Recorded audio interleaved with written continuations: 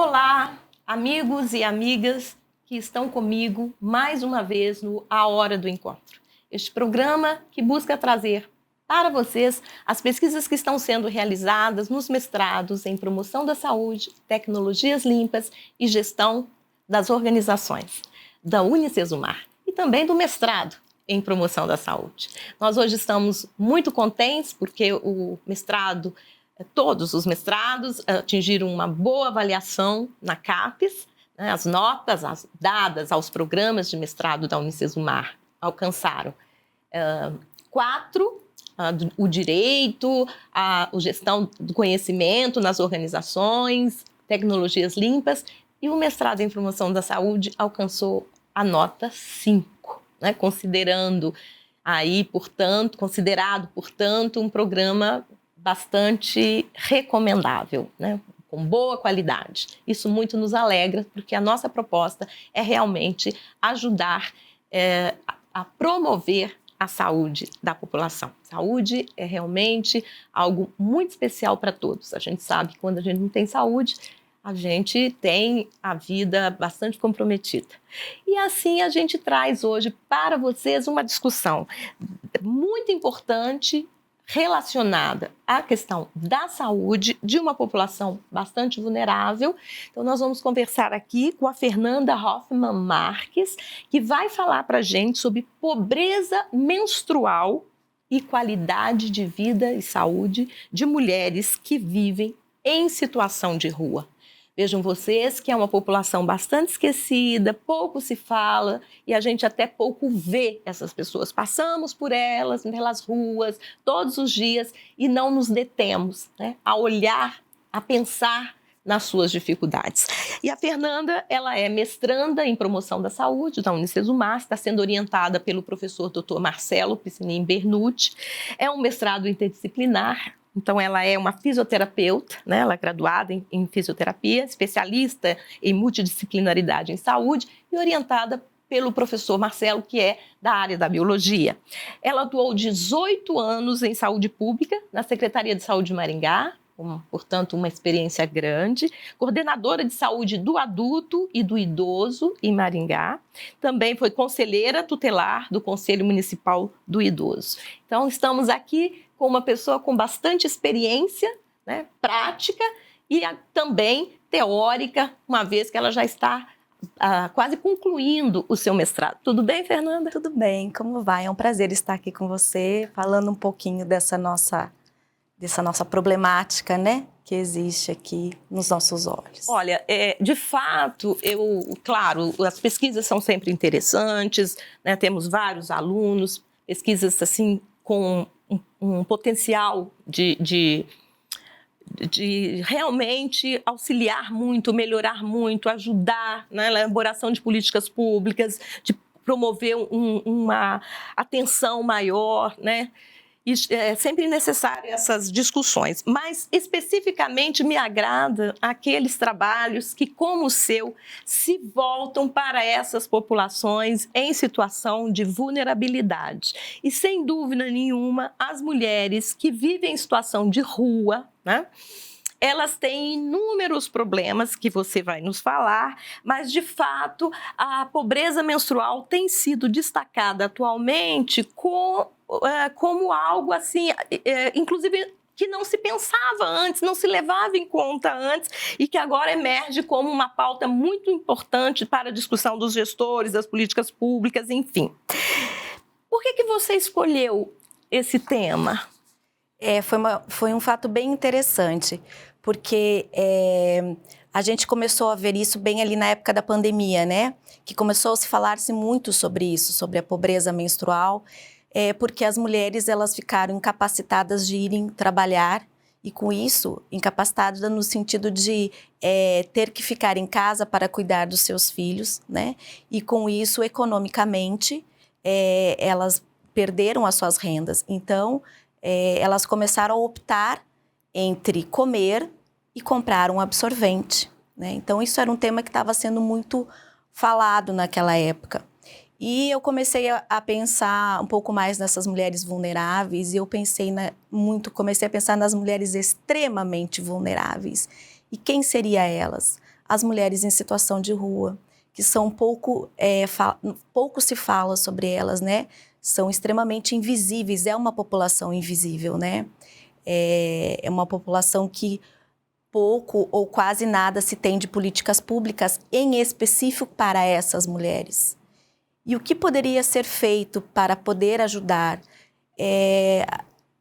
Estudando e lendo, eu pensei, a gente precisa primeiro ouvi-las, saber quais são as suas angústias, as suas expectativas, o que elas esperam, né? Porque não adianta nós ou os gestores quererem algo para essas pessoas e acharem que aquilo é o principal, que aquilo é o melhor e não ter a opinião ou o que elas gostariam realmente do que fossem para elas. Então, foi assim que eu comecei a pensar em ter um olhar para essas mulheres e querer saber o que elas gostariam de receber, né? Então, é uma pesquisa de campo, né? Isso. Sustentada na metodologia da história oral, né? Em que você tem acesso, então, às narrativas dessas mulheres.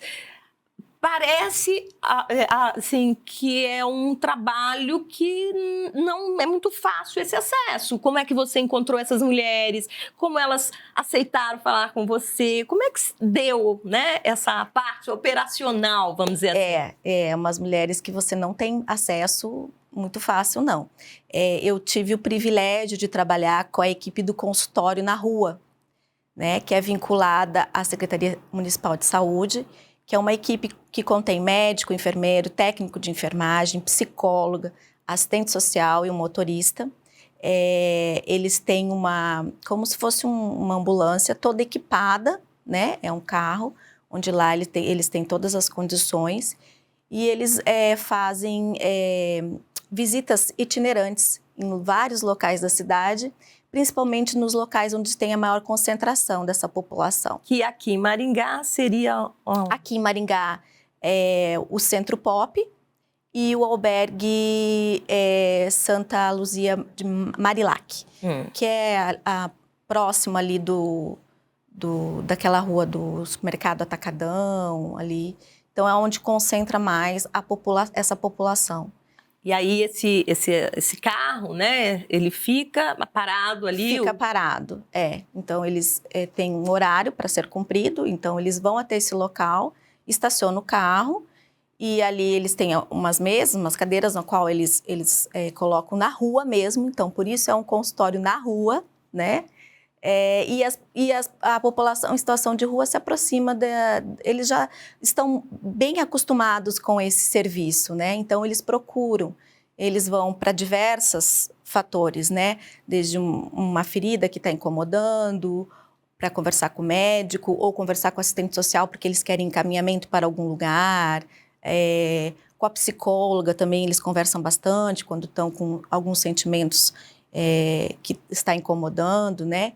Então, foi através dessa equipe que eu fui apresentada para essas mulheres que frequentam o consultório na rua e aí eu tive o acesso para conversar com elas. Foi dessa forma que eu consegui estar mais próxima dessas mulheres. E elas foram receptivas às suas indagações, falaram com facilidade? Como é que foi esse primeiro contato? Foi muito bacana e eu falo hoje que foi um trabalho apaixonante, né?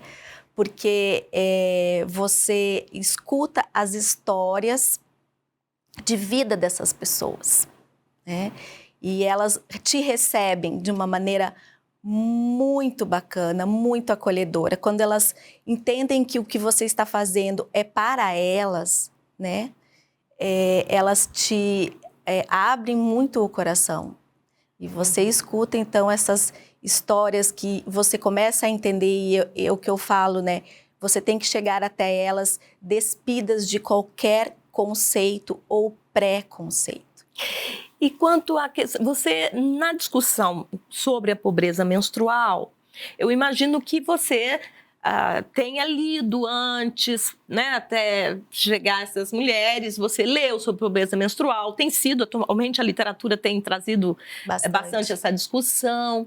Quando você foi a campo, aquilo que elas falavam com você, estava coincidente com aquilo que a literatura traz?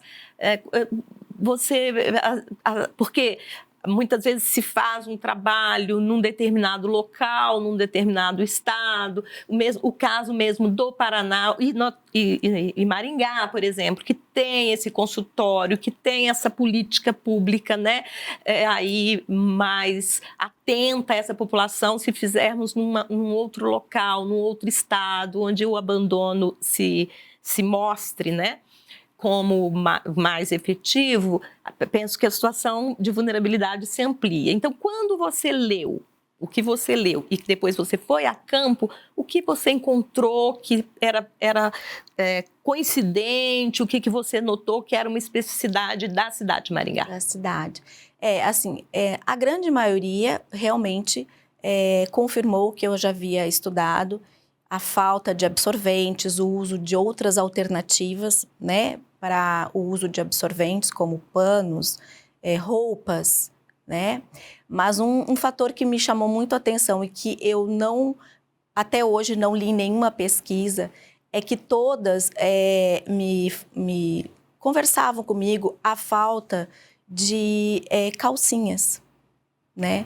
E que é um fator realmente que a gente acaba não pensando muito, porque a mulher, ela tem praticamente uma troca diária de roupa íntima, né? De calcinhas. E no período menstrual, isso é um pouco mais constante, né? Sim. Porque o sangramento, ele acontece, ele pode manchar a calcinha, a gente precisa trocar, precisa-se da higiene, né? E isso elas não têm. Não tem a calcinha? Não tem a calcinha. Então, a calcinha na rua acaba se tornando uma coisa também descartável, porque ela não tem aonde lavar, né? Ela não tem aonde secar. Aonde ela vai fazer isso? Então, esse foi um achado muito importante e que me chamou muito a atenção nesse trabalho. Porque é bastante comum, né, usual, que seja distribuído absorvente, né? Há projetos nesse sentido de distribuição de absorvente para mulheres moradoras de rua. E aí elas vêm e colocam essa dificuldade também, né, ignorada, desconhecida, que a gente não tem, a gente não passa por essa... Não tem essa vivência. E a gente não imagina, e faz todo sentido, porque realmente, como você disse, elas podem usar com um absorvente, um pano, um pedaço de roupa, enfim, né, e por mais, né, difícil que seja essa situação, elas dão um jeito. Agora, a calcinha, realmente, você traz aí um diferencial nos estudos. Foi um achado que me deixou bem, assim, apreensiva, porque como ajudar essas mulheres? Porque quando as pessoas vão doar, e existe doação de roupas, ninguém doa calcinha, né? Porque, principalmente nós, mulheres... quando nós estamos com as calcinhas um pouco mais falhas, né, vamos dizer assim, a gente descarta. Né? Ninguém pensa em doar. Então, foi uma coisa que chamou bastante atenção, porque a dificuldade da doação das calcinhas e das pessoas se conscientizarem de que isso também é algo importante, né? E eu achei assim, eu quero ressaltar que muitos trabalhos, né, da academia se voltam para discussões de populações em situação de vulnerabilidade, como essas mulheres que a Fernanda está trabalhando. E é interessante que a gente não faça uso dessas pessoas apenas para escrever o trabalho, uma tese, uma dissertação, enfim, e depois a gente vai embora e segue a nossa vida com o nosso diploma, o nosso certificado, graças à doação delas, né? E nos esquecemos completamente dessas mulheres. Isso é algo que a academia precisa pensar, que não é ético, né? É preciso um comprometimento com essas pessoas que estão sendo, então, a fonte do seu estudo. E uma coisa bacana, no caso do seu trabalho, Fernanda, foi que você fez... primeiro, você começou na instituição, aqui no Sesumar, no seu grupo de amigos, a pedir absorventes.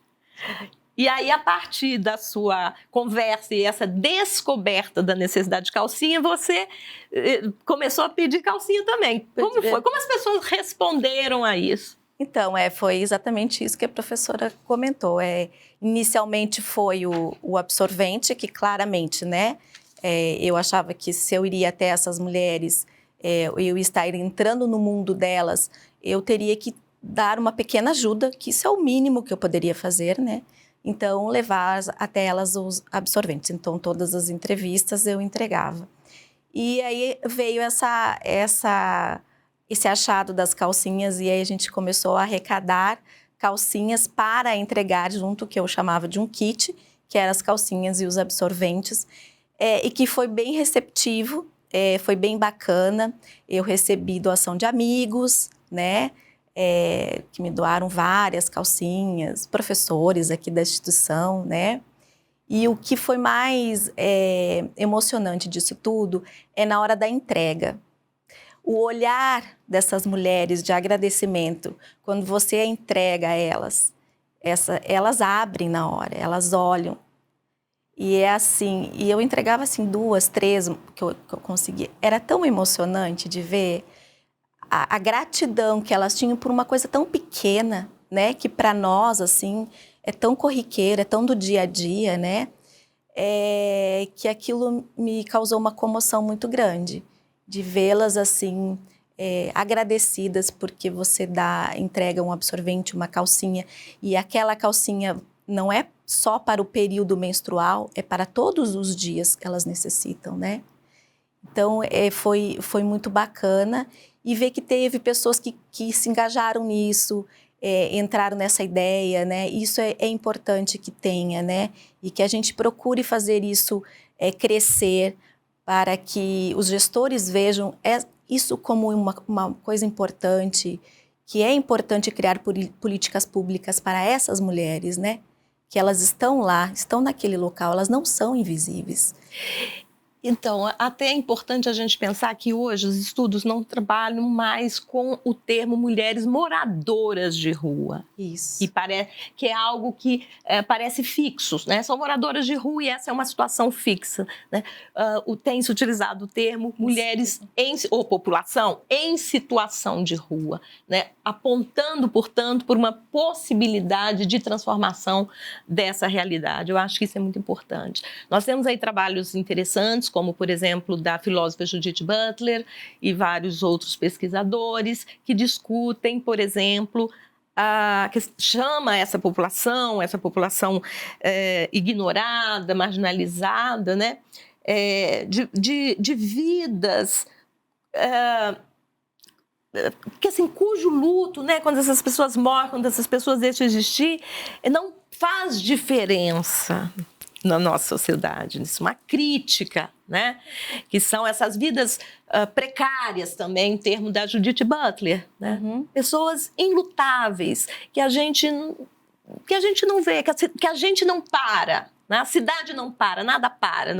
Elas não fazem parte de uma engrenagem, elas fazem parte de uma engrenagem, mas se elas saem disso, tudo continua, né?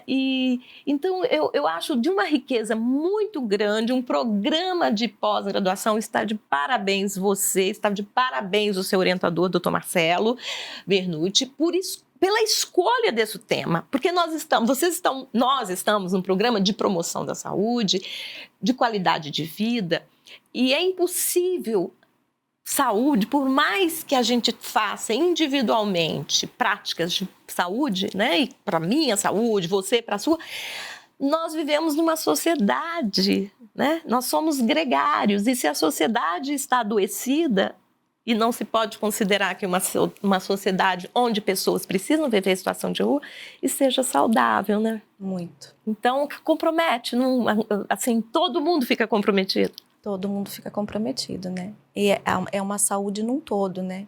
e principalmente dessa população que é vulnerável em todos os aspectos, né? E normalmente elas estão sozinhas nas ruas ou elas são casadas, têm algum outro um companheiro? A grande maioria é com companheiro. Com companheiro. A grande maioria tem um parceiro que está junto. O parceiro de rua, né? Uhum. Um companheiro morador em situação de rua. Então, a grande maioria delas, sim, tem um companheiro. Talvez para se proteger, né? Sim, sim. Mas elas têm As mulheres são muito vulneráveis, né, nesse aspecto. Então, há uma vulnerabilidade que é já da condição de viver em situação de rua, da questão econômica e que se potencializa pela vulnerabilidade de gênero. Exatamente. Em termos de raça, essas mulheres são majoritariamente negras, pardas, brancas? Nós não tivemos uma significância, assim. Não sei se é pela nossa região, né? Possivelmente. Então, a gente teve, vamos dizer assim, 50% delas, né? Então, a gente não viu muito significativo, mas eu acredito que por ser a nossa região. Sim, né? Com certeza.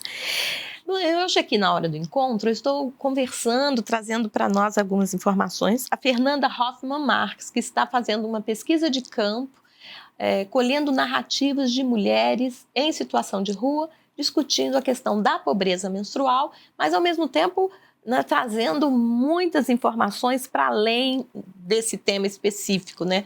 Mostrando as vulnerabilidades, as dificuldades que essas mulheres enfrentam.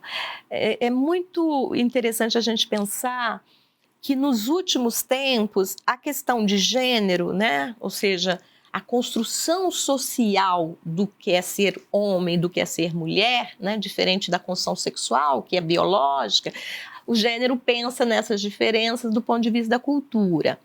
Quando essas mulheres estão na rua, pelo fato de serem mulheres, a gente acabou de falar agora, elas estão mais expostas à violência. Sim. Então, você disse que a maioria tem um companheiro.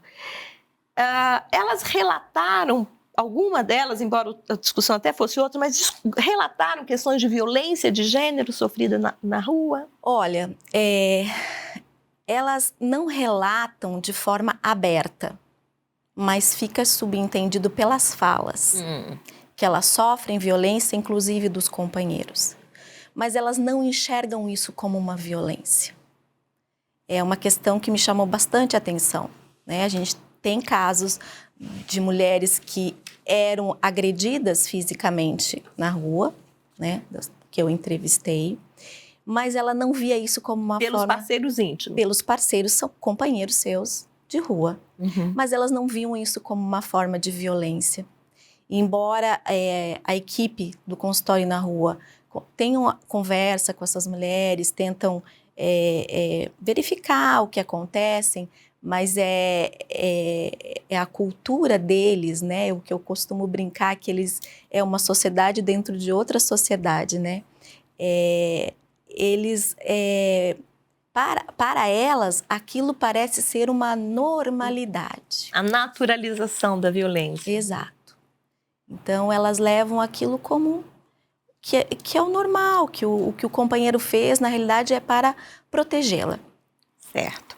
Você disse que entrevistou 10 mulheres. Obviamente, sem citar o nome, eu gostaria de saber se teve alguma com uma história de vida que lhe chamou mais atenção, que lhe impactou e que você gostaria de trazer essa pessoa para a gente não falar só em mulheres em situação de rua, mas nós falarmos numa pessoa concreta, real. Sim, teve uma que eu tive, inclusive foi a que eu levei mais tempo para conseguir entrevistá-la. Como ela sempre fica no local fixo, então foi a que eu consegui sempre encontrar mais vezes, né? E, portanto, eu tive que criar um vínculo muito forte com ela para que ela me cedesse essa entrevista. Não que ela tenha sido grosseira comigo em nenhum momento, mas ela sempre tinha alguma desculpa, né? E então, ao criar esse vínculo, eu fiquei sabendo muito sobre a história da vida dela, né? Então, cada vez, que na realidade era uma entrevista, mas era uma entrevista em forma de conversa, sem ser aquela que a gente realmente faz, autorizada, com a gravação, né? Então, a gente conversou várias coisas. E a história de vida dela é uma pessoa nova, ela tem 35 anos, tem 4 filhos, né? A última é uma menina que tem 1 ano e 9 meses, que está com a mãe. A mãe dela. A mãe dela, Uhum. a mãe dessa moradora em situação de rua. E essa mãe mora num local aqui em Maringá, num bairro, tem uma casa estabilizada, né? Mas ela mora na rua, ela é usuária de drogas, né? E ela é uma das mulheres que eu estava falando que frequentemente sofria agressão do companheiro. E ela não via isso como agressão. Então, a cada semana que a gente chegava lá, ela estava com hematoma em algum lugar do corpo. Mas ela sempre dava uma desculpa, ela nunca referenciava que ela estava recebendo essa violência do companheiro. Ou ela tinha caído, ou ela tinha qualquer outro fator. Uhum. E essa moça, em algum momento do dia, foi à noite que eles fazem uso muito de crack, né? Ela recebeu uma facada desse companheiro. E ela foi parar no hospital, teve que fazer cirurgia, esse companheiro foi preso. E dessa facada gerou vários problemas para ela, né? Esse companheiro foi preso. Mas, enfim, o que chamou a atenção é que ela saiu do hospital com alta a pedido, que a gente costuma falar, porque ela não queria ficar mais lá dentro. Claro, em questão de abstinência e tudo mais, então ela saiu para a rua com pontos, com tudo. Mas quando ela chegou para nós, sempre ela é muito querida, assim, ela sempre está sorrindo, está sempre conversando, brincando. Ela ainda não via o que ele tinha feito como uma agressão. Ela ainda queria visitá-lo, estava contando os dias para visitá-lo, porque ela achava que ele tinha feito tudo aquilo por amor. É realmente uma situação difícil. Muito. É um trabalho delicado de conscientização, de empoderamento das mulheres, né? E a situação de rua dificulta esse empoderamento, entre outras coisas. Bem, hoje aqui no Hora do Encontro a gente conversou com a Fernanda Hoffmann Marques esse tema tão importante, tão necessário, que é a questão das mulheres em situação de rua na cidade de Maringá.